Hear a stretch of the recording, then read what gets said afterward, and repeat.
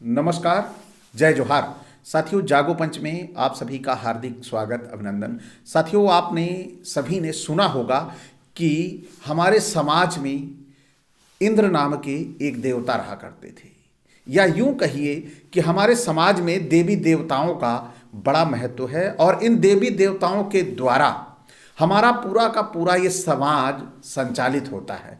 तो साथियों, इन्हीं देवी देवताओं की कहानी है जो बड़ी ही रोचक और मनोरंजन पूर्ण है। अगर आप इन कहानियों को सीरियस तौर पर बैठ के सुनने लगो तो वास्तव में आप आस्था और विश्वास के कारण उस आस्था और विश्वास के समंदर में गोते लगाना शुरू कर दोगे। और साथियों, सबसे बड़ी बात तो यह है, मजेदार बात यह है कि आप सभी इन देवताओं को जानते होंगे कि ये स्वर्ग के मालिक थे।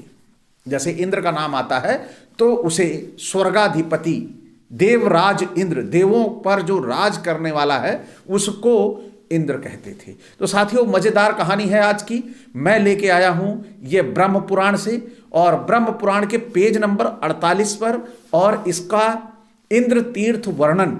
इसमें आपको मैं बताऊंगा ये जो देवता थे जो स्वर्ग पे राज करते थे, ये पृथ्वी के लोगों से, पृथ्वी पर रहने वाले राजाओं से लड़ने आया करते थे।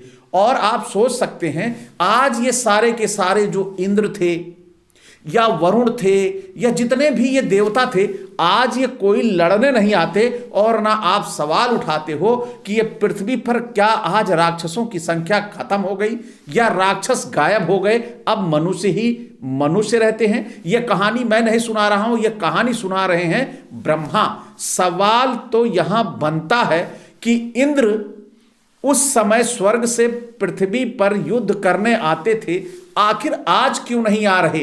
ये सवाल बहुत बड़ा है, यह आपको सोचना होगा। और मैं इस कहानी में साबित कर दूंगा कि देवराज इंद्र पृथ्वी पर लड़ने आया करते थे और पराजित होते थे, और पराजित होकर इन्हें, जो यहां पृथ्वी पर रहने वाला राजा है, इनको पाताल में ले जाकर इनके ऐरावत, इनके वज्र, इनको सहित ले जाके पाताल में छुपा दिया करते। तो साथियों, कहानी में अंतिम तक बने रहिए, बहुत मजा आने वाला है आज। ब्रह्मा कहते हैं यहीं पर विख्यात इंद्र तीर्थ, वृषाक पिता तीर्थ, फेन संगम तीर्थ और हनुमान तीर्थ है। पूर्व काल में जिसे मैंने अब्जक तीर्थ कहा था, वहां देवता त्रिविक्रम भी विराजित हो रहते हैं। वहां स्नान दान करने वाला पुनः संसार में जन्म नहीं लेता। उक्त अब्जक तीर्थ गंगा के दक्षिण तट पर स्थित है तथा इंदेश्वर तीर्थ गंगा के उत्तरी तट पर विराजित है। इसका वृतांत क्रमशः कहता हूं, तुम संयत चित्र तथा एकाग्र चित्त के साथ श्रवण करो। इंद्र शत्रु नमिची महोत्कट बलि दैत्य था। इंद्र के साथ युद्ध छिड़ने पर इंद्र ने उसका संहार समुद्र के फेन से किया था। नमिचिन्हता इंद्र द्वारा फेंका गया, जलफेन वज्ररूपी हो गया। वह नमुच का सिर काटता हुआ गौतमी गंगा के दक्षिण तट पर गिरा तथा भूमि का विदारण करता रसातल तक चला गया। रसातल में जो विश्व पावन गंगोतक था, वह इस वज्र से बने छिद्र द्वारा पृथ्वी पर आ गया। वह गंगोतक ही उक्त जलफेन के नामारूपू फेना नदी कहलाया। साथियों, आगे कहते हैं ब्रह्मा जी, गौतमी गंगा के साथ उस नदी का जहां संगम घटित हुआ, वहां भी गंगा जमुना संगमवत सर्व पाप क्षयंकर रूपेण जगत विख्यात हो गया। वहां स्नान से ही हनुमान की सौतेली माता विष्णु तथा गंगा के प्रभाव से मार्जरत्व से मुक्त हो गई। यही मार्जर तीर्थ स्थल है। पूर्व में मैंने कथा तुमसे कहा था, हे निष्पाप नारद, यही हनुमत तीर्थ भी कहा गया है। इसका उपाख्यान पूर्व काल में तुमसे कहा है। अब देखिए, वृषाकपि तथा अब्जक तीर्थ का उपाख्यान अब एकाग्रता के साथ सुनो। दैत्यों का पूर्वज हिरण्य महाबली तथा प्रसिद्ध दैत्य था। तब वह तप द्वारा देवगण से अजेय और दारुण हो उठा। उसका महाशनि नामक बलि पुत्र भी सदैव देवताओं से अभिजित रहा। अब आप देख लीजिए, यहां पर कौन, दैत्यों का जो राजा था, उसका बेटा महाशनि। और महाशनि कौन था? उसे कोई हरा नहीं सकता था। और इस महाशनि की पत्नी थी अपराजिता। महाशनि तथा इंद्र में दीर्घकालीन युद्ध छिड़ा, जिसमें महाबली महाशनि ने इंद्र को परास्त करके उन्हें ऐरावत हाथी के साथ बंदी बना लिया। उसने अपनी बहन इंद्र पत्नी सची के कारण क्रूरता त्याग कर पिता हिरण्य को इंद्र को सौंप दिया। पूर्वतन दैत्यों के पूर्व पुरुष महाशनि पिता हिरण्य ने सची पति इंद्र को पाताल तल में सुरक्षा के साथ रख दिया। जो इंद्र को हिरण्य को सौंप दिया, तो हिरण्य ने क्या किया? इंद्र को ले जाकर सुरक्षा के साथ पाताल में रख दिया। महाशनि ने एवं विंद ही इंद्र को परास्त करके वरुण पर भी विजय पानी हेनु प्रस्थान कर दिया। महाबुद्धि वरुण ने तब अपनी कन्या महाशनि को प्रदान कर दी। अब यहां पर गौर करिएगा, ये वो कहानियां निकल के आ रही हैं कौन सी? जो हमारे समाज के बड़े बड़े योद्धा हुआ करते थे, बड़े बड़े राजा हुआ करते थे, जिनको बताया जाता था अपनी बहन बेटियां देकर दूसरे राज्य वालों को खुश करके, अगर डरपोक हो और समझ देख लिया सामने वाला शक्तिशाली राजा है, तो अपनी बहन बेटी देकर बेचारे ये युद्ध में मुक्ति चाहते थे। भैया मुक्त कर दो, आप भले दैत्य हो, मेरी बेटी ले जाओ, मुझे छोड़ दो। ये बहुत मजेदार बात है। यहां पर देख लिया क्या कहा? महाबुद्धि वरुण ने तब अपनी कन्या महाशनि को प्रदान कर दिया। क्यों कर दिया? इसलिए कि अपनी जान बची रहेगी। भैया कन्या जाएगी, कन्या की वजह से कम जान तो बची रहेगी, नहीं तो पता चला मैं भी इंद्र की तरह जाके कैदी बन जाऊंगा। आप देख लीजिए, ये अगर आप जब इतिहास इन्हीं का उठा के पढ़ेंगे, इन्होंने लिखी है किताब, अचल की तो लिखी है नहीं, तो आप समझ सकते हैं कि कहानी क्या है। उस समय वरुण देव ने अपने निवास स्थल उदधि यानी समुद्र को भी महाशनि को दे दिया। समुद्र भी दे दिया कि ले जा भैया, इसे भी ले जा। इससे महाशनि के साथ वरुण का सखा भाव हो गया। तब रिश्तेदारी हो गई, ससुर दामाद हो गए तो रिश्तेदारी हो गई, तो सखा भाव हो गया। वरुण पुत्री वारुणी भी महाशनि को अति प्रिय थी। महाशनि दैत्य वीर्य, यश, शौर्य, बल में, त्रैलोक्य में अनुपम था। पृथ्वी का राजा, पृथ्वी पर रहने वाला। आपको पता है हिरण्यकश्यप यहीं का राजा था, धरती का, आप सभी भूले नहीं होंगे। और इसी धरती का जो हिरण्यकश्यप यह राजा था, उसका पुत्र आप देख सकते हैं कि कैसे उसने इंद्र को हराया, इंद्र को अपना कैदी बना के रखा। इधर जो समस्त लोग इंद्र रहित हो गए, यानी कि जो जितना लोग था अब इंद्र रहित हो गया। तब सभी देवताओं ने आपस में मंत्रणा प्रारंभ कर दी। क्या मंत्रणा की? अरे भाई ढूंढो हमारा इंद्र देवराज कहाँ गया। परेशान सब देवगण कहते हैं विष्णु ही हमें इंद्र को प्रदान करा सकते हैं, वे ही दैत्य हंता, मंत्र दृष्टा, वे अन्य किसी को भी इंद्र बना सकते हैं। इन्होंने सोचा कि चाहे वो इंद्र मिले चाहे ना मिले, अगर नहीं मिलता है हम दूसरा इंद्र बना लेंगे। और लेकिन हमारे बीच में इंद्र होना चाहिए। इंद्र का मतलब क्या है? अब आप इस कहानी को अच्छी तरह समझ लीजिए। जो पृथ्वी पर आकर इंद्र लड़ाई कर रहा है, तो ये वो स्वर्ग वाला इंद्र नहीं होगा, पक्का समझ जाओ। स्वर्ग कोई यहां से बाहर नहीं था, आप पक्का समझ लो। क्योंकि अब इंद्र क्यों लड़ने नहीं आता?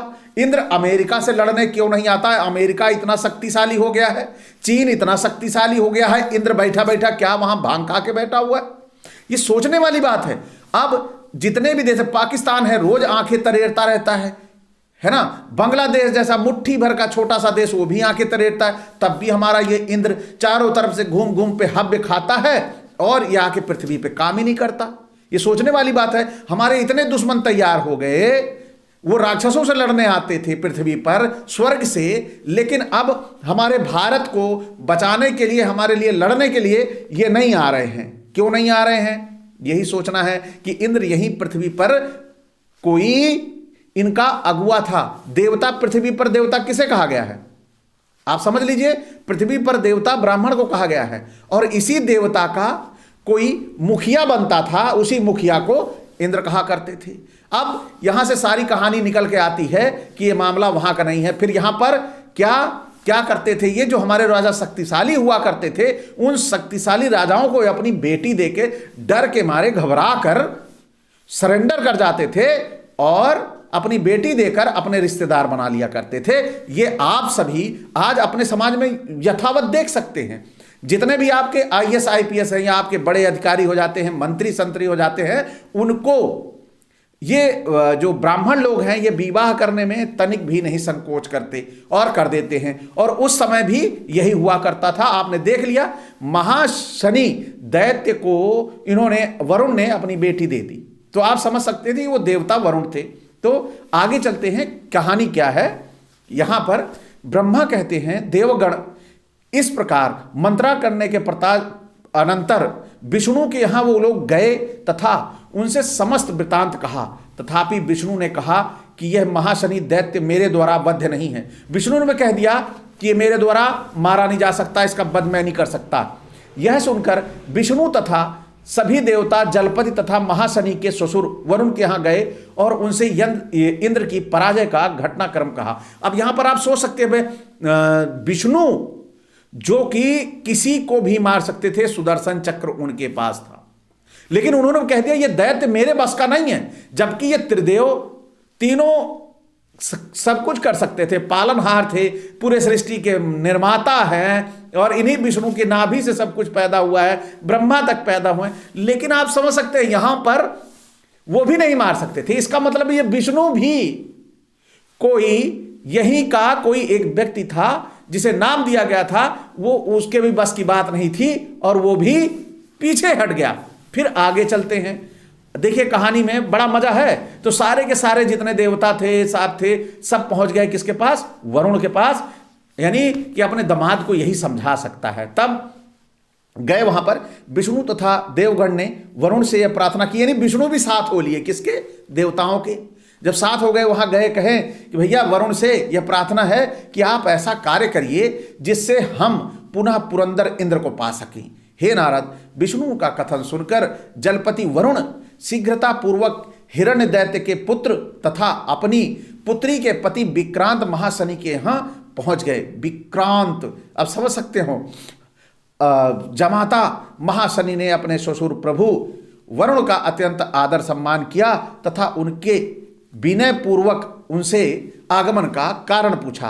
तब वरुण ने दैत्य से अपने आगमन का कारण कहा।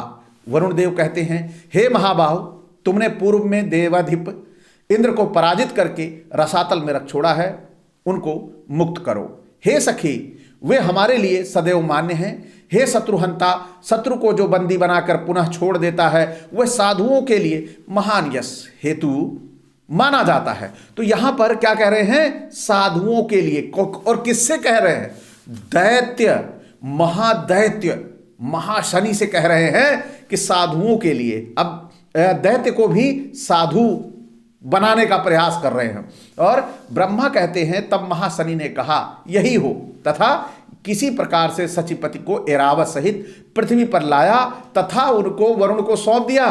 तदंतर महाशनि ने दैत्यों के बीच विराजमान होकर जलेश के समक्ष बैठे उन मदवान इंद्र की पूजा महान उपचारों से करने के अनंतर कहा। अब आप समझ सकते हैं, वो इंद्र जो स्वर्ग का मालिक है उसको लाकर उन्होंने पाताल में, यानी पाताल में क्या बेसमेंट बनवा रखा होगा, उसी बेसमेंट में छुपा दिया होगा। फिर क्या कह रहे हैं वहां पर महादैत्य शनि उनसे क्या कहते हैं इंद्र से, आपको किसने इंद्र बनाया, किसके द्वारा पुनः शक्ति लाभ किया? आपके बलबीर की तो यह हालत है, तथापि आपके वाक्य विन्यास तो गर्वपूर्ण है। आप तो शत्रु द्वारा यानी मेरे द्वारा बंदी बनाए जाकर पुनः इंद्रत्व को प्राप्त कर रहे हैं। यह विचित्र बात है। हे इंद्र, जब कोई स्त्री बंदी हो जाती है तब उसका पति ही उसे मुक्त कराता है।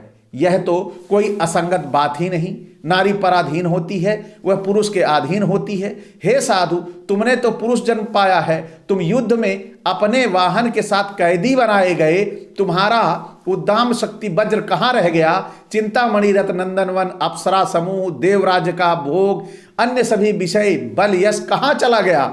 तुम अब जलेश वरुण द्वारा मुक्त कराए जाकर जीवित रहना चाहते हो, तुम्हारी जीवन इच्छा को धिक्कार है। तो साथियों, आपने यहां देखा किस तरह से महाशनि ने धो धो के मारा है, ऐसा जलील किया ऐसा जलील किया कि कहा कि तुम जी रहे हो, यही बहुत बड़ी बात है, तुम्हारे जीवन जीने की इच्छा है, यह बहुत बड़ी बात है। लेकिन इंद्र को लज्जा नहीं आ रही थी। क्यों? क्योंकि वो इंद्र था। साथियों, जो यश निधान हो वह तो जीवन है, यश रहित होना तो मरण है। हे इंद्र, यह जानकर जलेश्वर की कृपा से मुक्त होकर क्या तुम लज्जित नहीं हो? मुझे लगता है तुम स्वर्ग में रहकर, देवगण से घिरे रहकर तथा कांताओं द्वारा चमर यानी हवा झुलाए जाने के कारण अप्सराओं से स्तुत होते हो। तुम्हें उस समय लज्जा भी तुमसे भयभीत होती है।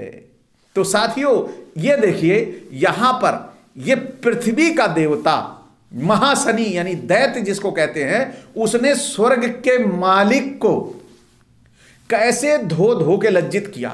क्या आपको पता है ये स्वर्ग में बैठा हुआ देवता पृथ्वी पर आकर देवताओं से यानी पृथ्वी पर आकर राजाओं से लड़ाई लड़ता था। ये सोचने वाली बात है कि आप इन लिखी हुई कहानियों को किस तरह से मान लेते हो, किस तरह से ईश्वर को कमजोर बताने का काम किया है।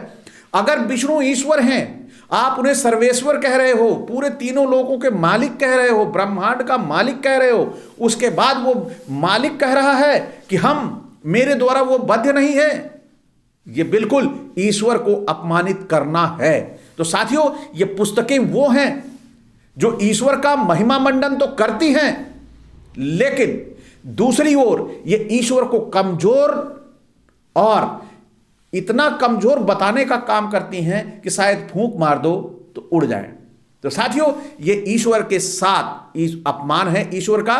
ईश्वर अगर सर्वशक्तिमान है तो वो किसी भी पृथ्वी, आताल, पाताल, राक्षस, दैत्य उसके द्वारा सभी के सभी बद्ध हैं। तो ये जरूर कोई आपको ऐसी पुस्तकें देकर अगर आपको कोई ऐसा बता भी रहा है तो वो आपको भ्रमित कर रहा है, भगवान के बारे में गलत बता रहा है। आप उसकी पहचान करिए कि वो धूर्त है कौन जो भगवान को बदनाम करने में भी नहीं चूकता। इसी के साथ विदा, इसी एक अपेक्षा के साथ कि यदि आज का ये वीडियो आपको अच्छा लगा हो तो लाइक करें। साथ ही जो साथी यहाँ तक देखते आए हैं उन्हें लगता है कि जागो पंच ने बड़ा महत्वपूर्ण, तार्किक और वैज्ञानिक वीडियो बनाया है तो आप चैनल को सब्सक्राइब करना ना भूलें। साथ ही बेल आइकन की घंटी दबा लें जिससे हमारे वीडियो का नोटिफिकेशन आपको तुरंत गति से मिल जाए। इसी के साथ विदा, नमस्कार, जय जोहार।